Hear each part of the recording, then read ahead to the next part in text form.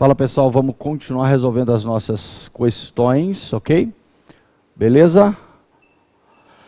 Agora, 22º exame, assuntos, como eu disse nas outras aulas, que se repetem e vão se repetir na sua prova. São sempre as mesmas questões envolvendo os mesmos temas de forma recorrente. Então você precisa se preocupar só com isso que nós estamos passando para vocês e não inventar de estudar coisa que não cai. Os senhores verão, acompanhando aqui as nossas aulas, que os assuntos se repetem. E eu vou aqui apertar a campainha quando esse assunto se repetir mais uma vez. Corta aqui comigo na questão, por favor. Carolina foi denunciada pela prática do delito de estelionato. Galera, crime contra o patrimônio.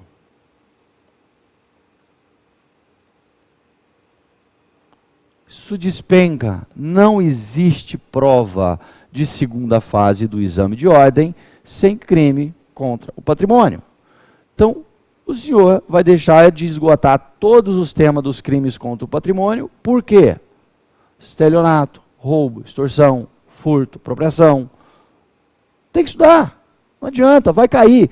Qual a chance de cair em percentual um crime contra o patrimônio para o senhor na segunda fase? 170%. Então vamos estudar crimes contra o patrimônio.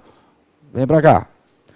Carolina foi denunciada pela prática do crime de estelionato mediante emissão de cheques sem suficiente provisão de fundos. Narra a inicial acusatória que Carolina emitiu o cheque número 000 contra o Banco ABC SA quando efetuou compra no estabelecimento X, que fica na cidade Y. Como a conta corrente de Carolina pertencia à agência bancária que ficava na cidade Z, a gerência da loja, objetivando maior rapidez no recebimento, resolveu lá apresentar o cheque, ocasião em que o título foi devolvido lá no banco da cidade X. Levando em conta que a compra originária da emissão do cheque sem fundos ocorreu na cidade Y, o Ministério Público local fez o referido oferecimento da denúncia, a qual foi recebida pelo juízo da primeira vara criminal da comarca. Tal magistrado, após o recebimento da inicial acusatória, ordenou a situação da ré, bem como a intimação para prestar a resposta à acusação. Nesse sentido, atento apenas às informações contidas no enunciado, responda de maneira fundamentada e levando em conta o entendimento dos tribunais superiores, aqui nós temos vastos entendimentos, o que pode ser arguido em favor de Carolina. Presta atenção, gente, eu quero que vocês tirem a Carolina da cadeia. Mas se não der, abrandar a situação dela, é o que a FGV está pedindo. Se não der, abranda a situação dela, diminui as consequências jurídicas. Vamos trabalhar em favor dela, você é advogado dela, pensa assim na prova. Raciocina assim na prova, ok? Então vamos lá.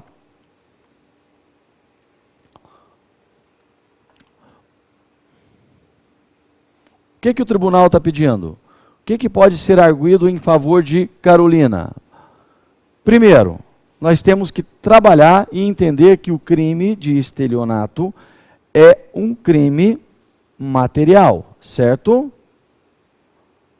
O crime material é aquele que só se consuma com a produção do resultado, ok?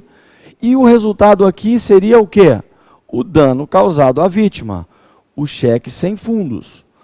Veja, se é um crime material, eu tenho que entender que a fixação de competência, a fixação da competência aí, nos termos do artigo 108 e 70 do CPP, se dá em razão do local onde o resultado foi produzido. O cheque foi descontado aonde? Na cidade Y ou na cidade X? Onde se produziu o resultado do crime de estelionato? Na cidade X, porque lá é que está o sacado. Então lá eu tenho prejuízo. E a fixação da competência do juízo aí se dá através do local onde se produziu o resultado. Isso é fato. O Supremo Tribunal Federal, vem aqui, o Supremo Tribunal Federal é tranquilo no sentido de afirmar de forma categórica que a competência, no caso de emissão de cheque sem fundo, é do local onde ele foi recusado. Ou seja, não é na comarca onde ele foi emitido, mas sim na comarca onde ele foi efetivamente recusado. E eu falei em X é Z, né? É Z.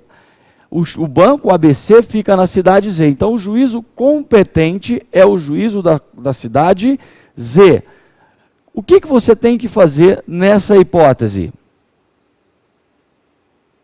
Você tem que arguir uma preliminar pedindo para que, em sua resposta à acusação, pedindo para que o processo seja enviado para a cidade Z e lá, caso o Ministério Público entenda, os atos podem ou não ser retificados. Por quê?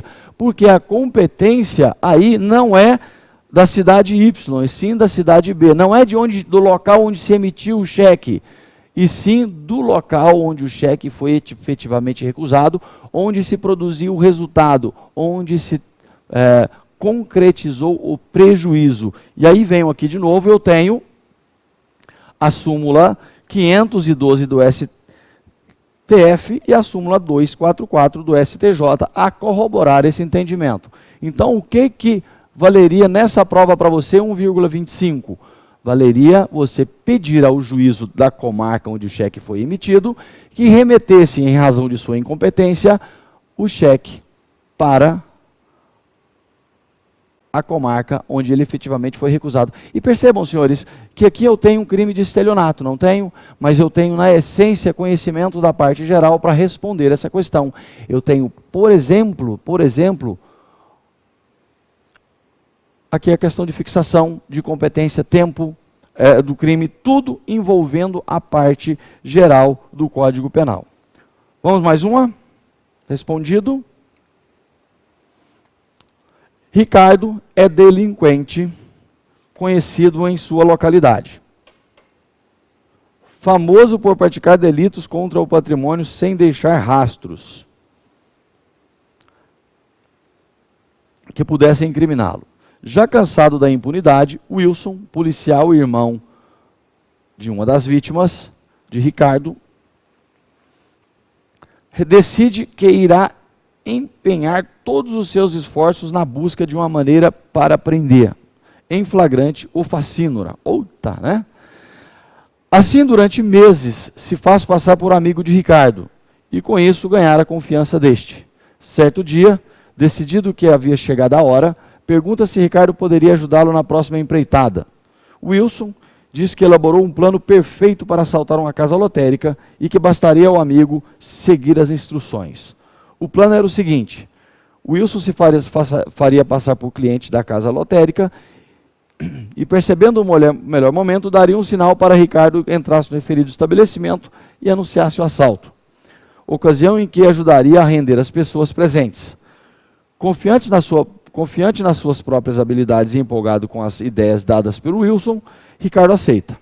No dia marcado por ambos, Ricardo, seguindo o roteiro traçado por Wilson, espera o sinal. E tão logo recebe, entra na casa lotérica e anuncia o assalto. Todavia, surpreendido ao constatar que tanto Wilson quanto todos os clientes presentes na casa lotérica eram policiais disfarçados.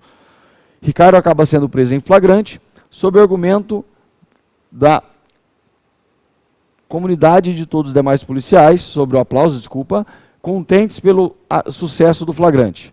Levado à delegacia, o delegado de plantão imputa a Ricardo a prática do delito de roubo na modalidade tentada.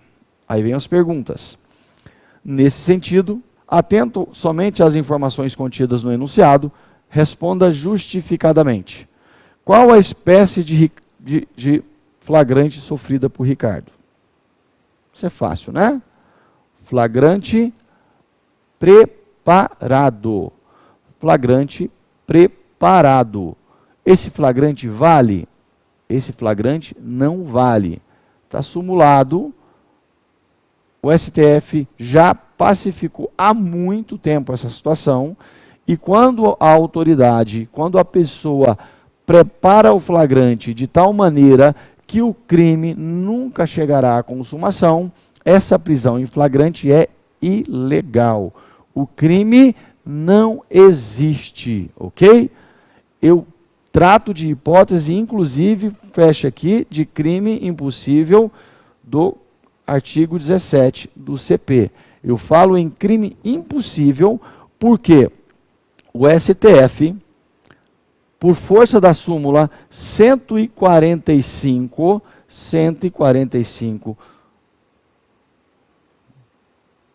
súmula 145 do STF, disse que quando a autoridade prepara o flagrante de tal maneira que o crime não será consumado, esse flagrante é nulo. Se ele é nulo, a prisão também é nula. Vejam, senhores, que aqui na letra B, cortem aqui comigo, o examinador faz um pedido bem direcionado.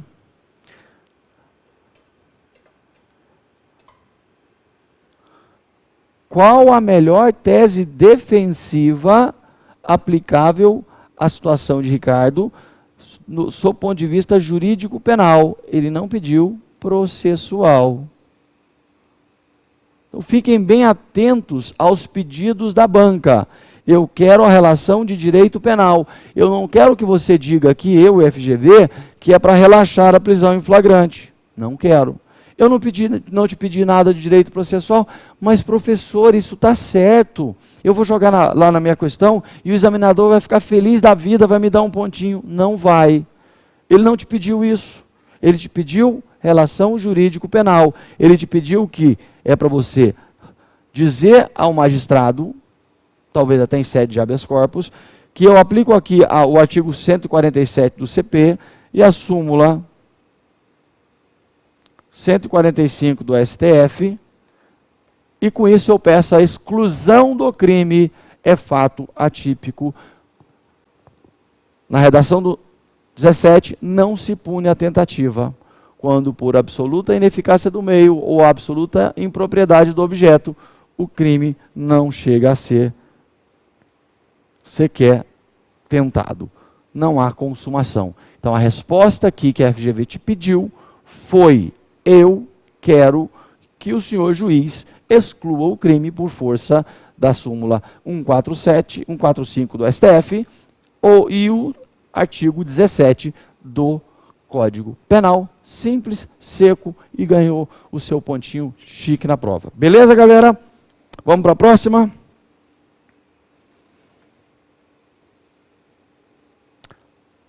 Félix, objetivando matar Paola, tenta desferir-lhe diversas facadas, sem, no entanto, acertar nenhuma. Ainda na tentativa de atingir a vítima, que continua a esquivar-se dos golpes, Félix, aproveitando-se do fato de que conseguiu segurar Paola pela manga da camisa, empunha a arma. No momento, então, que Félix movimentava seu braço para dar o golpe derradeiro, o fatal, né? Já quase atingindo o corpo da vítima com a faca, ele opta por não continuar. Olha que palavrinha legal. Não continuar. E, em seguida, solta a Paola, que sai correndo sem ter sofrido sequer um arranhão. Olha que informação interessante. Apesar do susto. Passar susto em alguém é crime? Não é não, né? Senão, essa mulher todo dia tem que ser processada. Porque ela passa susto na gente todos os dias que ela passa o cartão na loja. Plim, plim, né? Nesse sentido, com base apenas nos dados fornecidos, poderá Félix ser responsabilizado por tentativa de homicídio? Essa questão chega a ser ridícula de tão fácil. E eu chamo a atenção para os senhores aqui de novo para a parte geral. Eu estou aqui em tese com um crime previsto no 121 do CP, na modalidade tentada, não é isso? É, em tese. Mas o que vai responder essa questão para você aqui é o conceito de desistência voluntária, de arrependimento eficaz. É o que eu tenho no artigo 15 do Código Penal, e anotem esse instituto. Desistência voluntária, arrependimento eficaz. São institutos muito, muito cobrados na banca, quase sempre cai e quase sempre envolto ali nos crimes contra a vida. Já vi também nos crimes contra o patrimônio, mas a regra é que ele se linke aos crimes contra a vida. Veja, o Félix pegou a Paola, ia dar a facada, não quero mais não, soltou e foi embora. Ele deixou de prosseguir executando o crime de homicídio. Ele poderia prosseguir, ele poderia dar várias facadas. Leia-se, vários atos executórios. Ele resolveu deixar de lado e foi embora. Ela não sofreu nada. Ok? Isso se chama desistência voluntária. Por que é desistência voluntária? Porque na fase executória, que é a terceira fase, corta aqui, vamos para o iter criminis. Vamos, 1, 2, 3, 4. Onde eu tenho 1, cogitação, 2, preparação, 3, fase executória, 4, consumação. Quando ele pensa em matar, ele pega a faca, fase preparatória, e começa a executar, dá uma facada, 2 facadas, 3 facadas. Faltava a facada no peito. Ele olha para a moça e lembra e viu e reconhece como sendo sua prima do interior que estava por ali. Ele resolve não dar a facada no peito e essa vítima não morre. Ele desistiu de prosseguir na execução, desistiu de praticar mais atos executórios. E aí ele só responde pelos atos praticados. Nesse exemplo meu aqui, quais foram os atos praticados? Lesão corporal. Ele responde por lesão corporal e não por tentativa de homicídio, porque ele não quer mais matá-la. E no exemplo da prova, ele sequer deu a primeira facada. Então ele não responde por nada por força do artigo 15, primeira parte do CP. Professor, mas qual é a diferença entre desistência voluntária e arrependimento eficaz? Na desistência voluntária, corta aqui, essa é a fase executória, eu estou no meio dela, ou ia começar a executar, mas eu paro, eu interrompo a fase executória e a coisa não se consuma. No arrependimento eficaz, eu passo toda a fase executória, só que aqui eu tenho, preste atenção lá na sua prova, vai ter um detalhezinho, 1, 2, 3, 4, 5, eu dei as 5 facadas e vi que era minha prima, e agora? Só deixar ela ali basta? Basta deixar a moça ali no relento e ela sobreviver e eu responderei só por tentativa? Não. No arrependimento eficaz, diferentemente da desistência voluntária, onde basta eu desistir e ir embora, no arrependimento eficaz eu preciso praticar um comportamento que demonstre a minha mudança de dolo, a minha mudança de intenção. No arrependimento eficaz eu executo todos os atos e me arrependo do que fiz e pratico o que a doutrina chama de comportamento pós-delitivo positivo. Chama ambulância, levo para o hospital, ok? Problema nenhum. Qual a diferença entre desistência voluntária e arrependimento eficaz? Desistência voluntária, eu interrompo a execução. Tenho mais a executar, mas não quero. Arrependimento eficaz, executo tudo, dou 5 tiros que eu tinha que dar, todos, mas chamo a ambulância. Pratico um comportamento posterior que demonstre a minha mudança de dolo, entenderam? Na hipótese aqui da prova, vem comigo.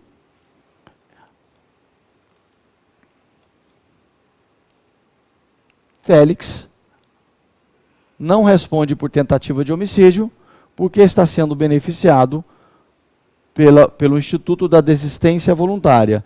E como Paola nada sofreu, por nada ele responde também. A não ser que o susto seja criminalizado a partir de agora. Fechou? Bora para a próxima? Segundo, Marcos, jovem inimputável, conforme o artigo 26, a informação importante, foi denunciado pela prática de determinado crime.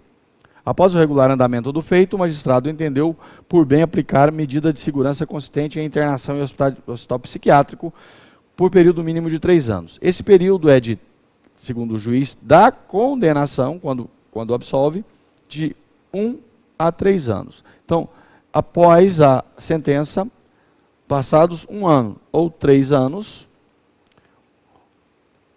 o doente mental será submetido a o que nós chamamos de exame de cessação da periculosidade, ok?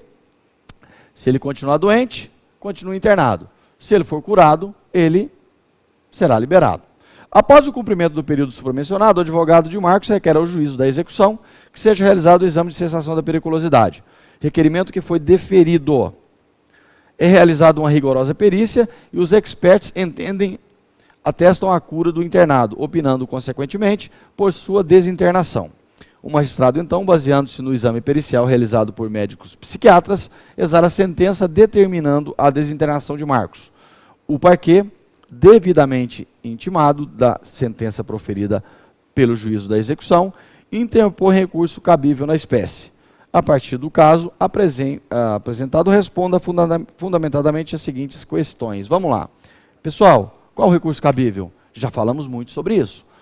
É em sede de juízo da execução, está na execução, como regra, as decisões desse juízo, por força do 197, são atacadas através de agravo em execução. Ok? E o prazo? Está lá na súmula 699 e seguintes do STF, que será de 5 dias. Agravo em execução em 5 dias. Agravo em execução em 5 dias. Lembra, execução, decisão do juízo da execução. Como regra, eu ataco através de agravo. Agravo em execução. E o prazo para interposição, por força de orientação jurisprudencial, será de 5 dias. Orientação jurisprudencial de quem? Do STF. Quais súmulas? 699 e 700. Beleza, aqui está tranquilo, você já acertou agravo, já ganhou um puta de um ponto, 1,25, está arrebentando. Agora vamos para a letra C, aí que vem o problema. A interposição desse recurso suspende ou não a eficácia da sentença proferida pelo magistrado da execução? Olha, a regra é que o recurso em agravo de execução não tem esse efeito suspensivo. A regra é que ele não tenha. O juiz da execução decidiu, não tem efeito suspensivo, executa desde já a progressão de regimes, por exemplo. Entretanto, por força do artigo 179, especificamente também da Lei de Execuções Penais, da LEP, especificamente aqui, impõe-se efeito suspensivo a essa decisão, porque é um caso de desinternação. Então, agravo de instrumento para a desinternação da decisão que determinou a desinternação e examinadora exceção tem efeito suspensivo. E Marcos não poderá ir para a cadeia, para a rua de imediato. Vai ter que aguardar, então, a decisão do TJ. Fechou, galera? Vamos para... Opa!